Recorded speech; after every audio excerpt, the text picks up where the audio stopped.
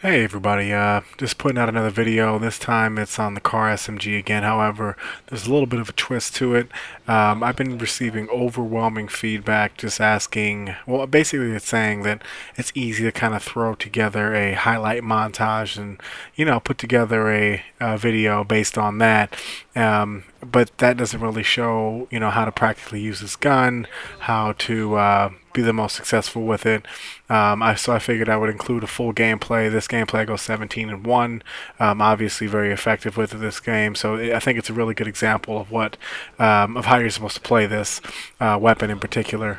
So the first point I'm going to hit, man, and you'll see this throughout the entire video, is always be parkouring. Obviously I made a video on that. It was a montage before. But now again, I want to say that it doesn't just make for like nice highlight videos. It's definitely a tactic that you want to be using with any weapon, to be honest with you, but especially the CAR SMG because of that tight hip fire. But we'll get into that a little bit later. The second point I want to hit is definitely know your range. Now, the CAR SMG is labeled as a medium range kind of gun. Obviously, the carbine is ridiculous at range. To be honest with you, I feel like it's the best sniper rifle out there. But you want to know if you're going against the carbine and you're out a little bit of a ways, yeah, you might want to retreat from that one more than likely, unless you were just amazing with burst fire. You're not going to beat it out. Plus, the damage as you get further is definitely going to drop as well. So even if you are hitting, the carbine's going to beat you out at a distance. So make sure, like I said, that you're playing close. You're using your parkouring skills to get in and close that distance, and that's going to make all the difference. Getting into the wall running and the parkouring deal, counterweight is huge with this gun. I was going to say this is what separates it from any other gun. Keeping that hip fire very tight while you're running around. I think you'll see me hip fire almost as much as I aim down the sights in this video as well. But it gives you the opportunity to parkour, wall run, do everything that you need to do to get around the map without having to lose your orientation on the map, and still be able to track the guy, and then maybe possibly when you get to a spot where you're settled, can aim down the sights again. So it comes in really handy going in and out of that. Oh, and that's actually my next point as well. I'm actually looking at a list, is hip fire and ADS. It helps a ton. You can always get, obviously you can hip fire a lot quicker than you can aim down the sights for 90% of the people. So most of the time what I'll do is as soon as I see the target and I know they're within range, I'll hip fire and then slowly transition over into ADS. Well, not slowly, but will transition into ADS, and that just makes obviously the spread a lot less, and I get a much tighter shot, making sure that I'm hitting my opponent.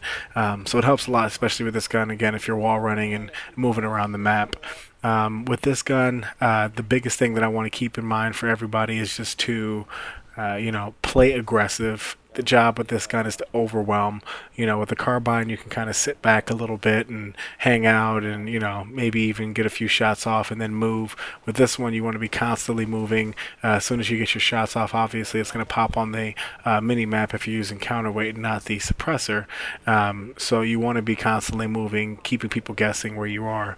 And to be honest with you, that movement should be forward. If you're going around them, obviously, you can trace the outsides of the map, but you want to be going towards your guy as much as possible, because that's the way that you're going to get kills. You got to get within that medium distance, and to be honest with you, I would prefer if you get that to in between close and medium. That's where the gun really shines, to be honest with you. Obviously, and that plays into my last point. It's just know where to use it. Tying all that together, wall running, maps. The biggest thing is there's certain maps where this gun isn't going to be very successful. And obviously, if you're very, very talented, you can kind of make up for those.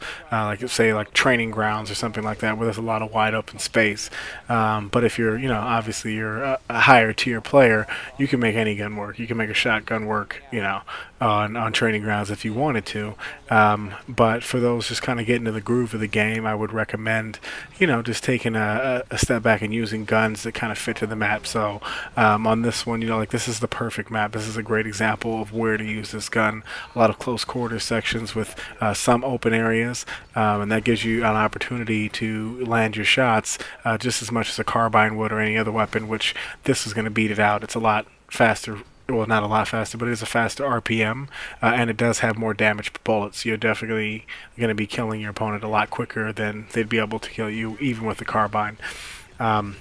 So one other last thing I want to kind of touch on with this, as you can see, I'm running with a Strider with a cluster missile smoke and the chain gun now.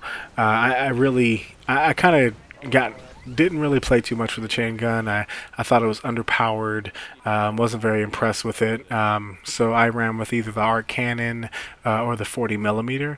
Now I kind of missed the point, I would have to say, with this gun.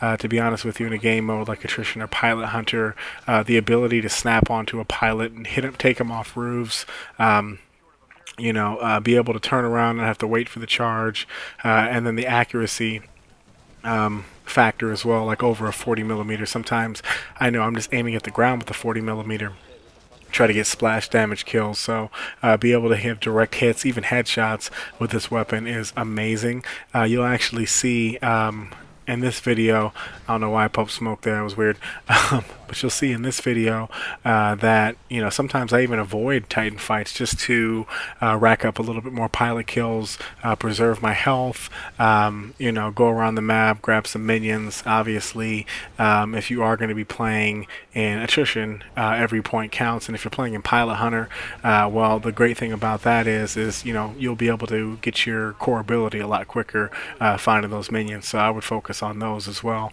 But yeah, I think it's a great loadout for Attrition and Pilot Hunter, as well as even Capture the Flag, taking down pilots that are making a run for it. The quickness of the Strider along with the accuracy of the chain gun makes for a hard combination to beat. I'm also running Dash, Quick Charger, and Big Punch just for some added mobility.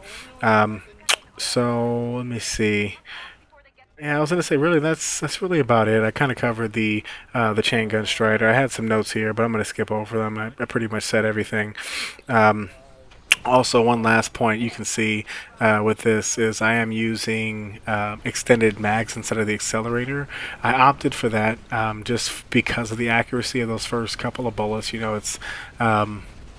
It's key. Sometimes you're only going to get 2 or 3 shots, so you just want to make sure that you're using those to the best of their ability and hitting those pilots. Yeah, so that's really it. I hope you enjoyed the video. I'll be posting some more just like this with full gameplays. I feel like it might be a little bit more helpful. So yeah, subscribe to the video, like it, and hope you liked it. Have a good day. Bye.